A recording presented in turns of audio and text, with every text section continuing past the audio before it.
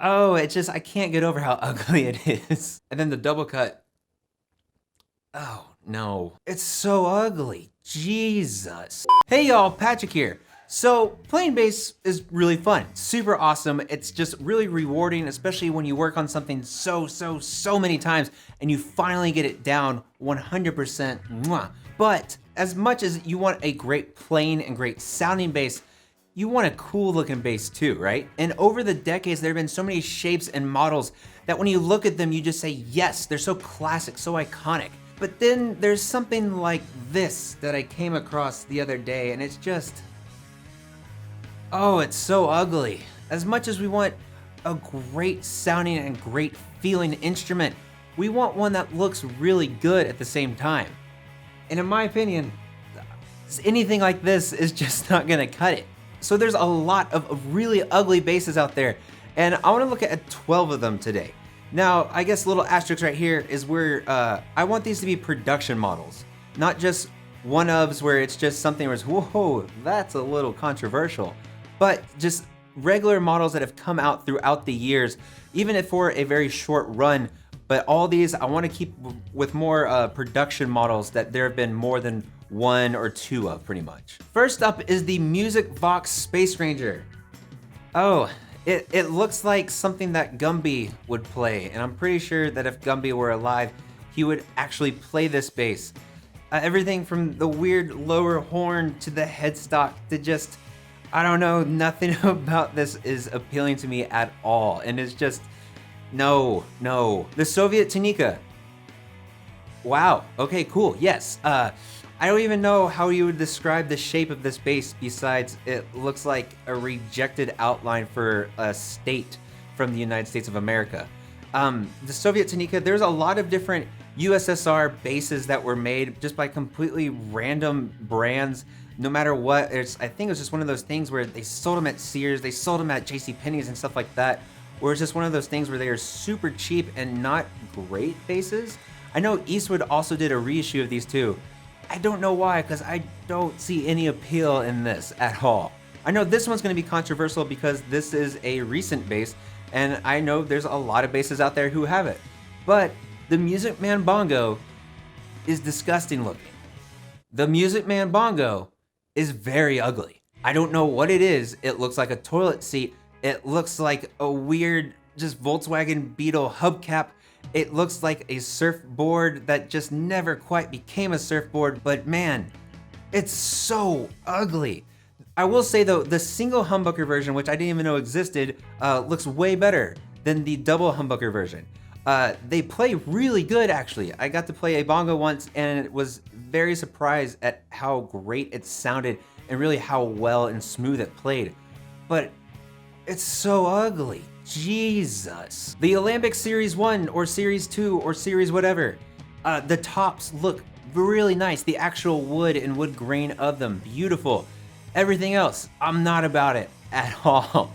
There's so much going on and it really looks like there's a lot of different versions of each one that either have different horns or the bottoms of them are different in one way or another. And I know that John Entwistle of The Who, rest in peace, God, he is such an incredible bassist, really loved having these, and also the Alembic Explorer Type 2, but wow, they're really ugly. And John Entwistle, as much of an incredible bassist as he was, he had a lot of really weird choices in very interesting looking basses, but to each their own. I got nothing for this. It's the Danelectro Longhorn. It looks like a boat or something. I don't know. Yikes. Hey you, yes you, did you know that Ovation, the company that's known for making a lot of acoustic guitars and a lot of acoustic basses, used to make electrics back in the day? Yes, including the Magnum. Wow, the Magnum 2. Wow, and the Typhoon. Whoa, actually that one looks really good. But going back, the Magnum. It looks like it could have been there, but for some reason, I feel like they were like, all right, we're starting from the top with the cool, iconic headstock. At least I think this headstock is awesome. Moving down the neck, then you go to the body itself, where I feel at some point they had more of it around it, and then they said, let's cut it off at the sides. I mean, I really want to play one of these basses actually, but Oh, it's just, I can't get over how ugly it is. The Ibanez BTB, both the single cut and the double cut. No. There's just, with the single cut, I'm not a fan of basses where they have the giant horn that's at the top just come around where it's basically restricting your hand movements. I never understood the point of that. I never liked that either. And then the double cut. Oh, no. The Dean Custom Zone. I played one. It was pretty cool, but I like the bright neon pink color more than I liked the actual bass in any way. It played weird. It didn't sound that great, but the pink was really cool. And it comes in a variety of different colors, including this neon green and this atrocious yellow too. Going back to John Entwistle, again, the guy is an incredible bass player. I can't say it enough, but man, the dude's got some weird choices in basses. He worked with Warwick to create the buzzard.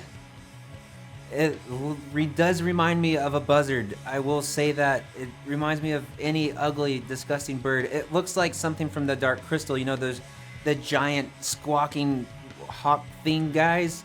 It looks like that, and I'm sure it sounds really good, and I'm sure it plays really great too because it's a Warwick, but no. The Dean V. Well, you know, the V at the end makes it super badass, and it's something that you can stab people with. V's, they're not my thing in any way, shape, or form, and the headstock just doesn't help in any way either. The Traben bass, for when you want West Coast Customs to make your own bass. Yeah, I'm not angsty enough for this. I'm not cool enough for this, and I don't play in enough Disturbed cover bands to really justify even looking at this thing any longer. And then finally, number 12. I know there's probably gonna be a lot of people that disagree with me, but pretty much every single Jackson bass, they do nothing for me. I'm sure they play great. I'm sure they sound good too. They're ugly, and you wanna know exactly why? I bet you know why. It's that headstock. Nope. And it's also those inlays. Nope. It's just, even for metal, there's so many better choices in my opinion, both, you know, classic and modern. There are better choices, but any and every Jackson bass, they're just, I hate them. They're so ugly. But thank y'all so much for watching. I hope you enjoyed this little offbeat video about basses that I presume and think to be ugly. If you completely disagree with me, yell at me down in the comments below and you tell me how I'm wrong.